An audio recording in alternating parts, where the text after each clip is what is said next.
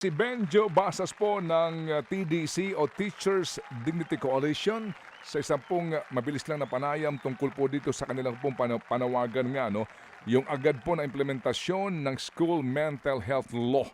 Dahil po sa mga pangyayaring ito hong pinakahuli nga dyan po sa Las Piñas National High School. Sir Benjo, magandang umaga po.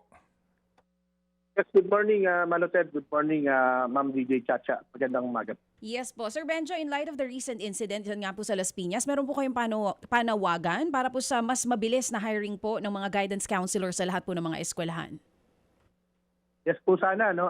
In fact, Ma'am Cha, no, gusto ko lamang i-clarify na yung kaya lang i-hire ngayon na yung sinabi po ng ating Pangulo no, doon sa kanyang SONA, yung 10,000 na School Counselor Associates. No? Ito po ay parang modification na existing guidance and counseling law.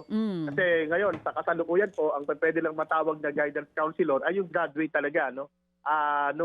O may master's degree pa nga, o yung tinatawag natin na registered guidance counselors. No po, napakataas po na qualification yan at napakababa ng sweldo, no? SG11. Ano? Ngayon, yung School Counselor Associates, yan yung pinagmalaki ng ating Pangulo na may 10,000 na darating. SG11 din po yan, kaya modified na po yan. Ano? At least, no, ito po yung mag-graduate ng any course po no, na may kinalaman sa guidance and counseling at saka sa psychology, no? AB or BS Psychology, or pwedeng kahit anong course na merong 18 units no, sa guidance and counseling. Ay pwede pong mag-apply. Kinikilala na po ito ng ating Civil Service Commission no, doon sa isang resolution nilabas. No? Neto lang, no, masyadong late. No? Neto lamang June 30, no? Upon, of course, the request of the Department of Education. Medyo natagalan ito. Medyo natagalan kasi December 2024 pa na ipasa yung batas no, na pirmahan ng Pangulo. Maganda sana no, kung noong pa man, no, mga panahon na yun ay nagkaroon na tayo ng mga school counselors po no, para masilbihan yung ating mga bata. Okay. Yun nga po, napag-usapan niya muli dahil po dun sa SONA na nabanggit ng Pangulo tungkol po dito sa 10,000 Counselor Associates. Pero kung mapapansin po natin, I don't know kung kami lang to ni Manong Ted, Sir Benjo, yung ating mga mambabatas, hindi na natin sila naririnig na nagko-comment po dito eh. Kayo po ba paano po kaya ito? Ano bang po pwede natin gawin dito? Nung maingay, yung nangyari po dun sa Tacloban School shooting, dami nagbibigay ng comments about this. Pero parang ngayon, parang nakalimutan na po. Siguro dahil nga meron na pong nilabas yung civil service, in fact sa isang hearing ng Committee on Education sa Kongreso noong nakaraang June po, nabanggit din po ito. No? In fact, sabi nga ng isang mambabatas natin po doon, doon sa civil service, kasi tumagal natenga sa civil service yung proposal ng DepEd para kilalanin itong mga bagong positions. No? Kasi alam nyo, kahit may batas na, kailangan pa yung civil service natin maglabas ng qualification standards. Diba? Kasi wala naman sa batas yung ganong detalye. No? So medyo tumagal po ito. No?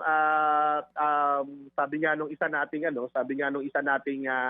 mambabatas, wala talagang iisipin ng ang publiko no, na gagawin ninyo yan ngayon dahil nangyari na nga itong Tacloban. At nasundan pa no, ng iba pa, no? Gaya nga nitong nangyari sa Las Piñas last week. So, hindi naman ito, Ma'am Cha, hindi naman ito magic wand no? Kapag sinabi natin meron na tayong mga guidance counselors, matitigil na itong mga ito. No? Pero I'm sure makakatulong po ito. No? And considering na 10,000 lang itong bagong mga school counselor associates na papasok, no? Samantalang 47,000 yung schools natin. So, ibig sabihin, kulang pa po ito. Diba? Pero at least, no, at the very least, ay nagsimula na no, na ma-implement itong batas na ang layunin talaga, ang intention talaga ay magabayan yung ating mga bata. At hindi lang naman ito, no, isang factor lamang ito, no, yung school ay isang factor lamang para maayos natin ano yung asal, no, yung pag-iisip, no, o yung sitwasyon ano ng ating mga bata.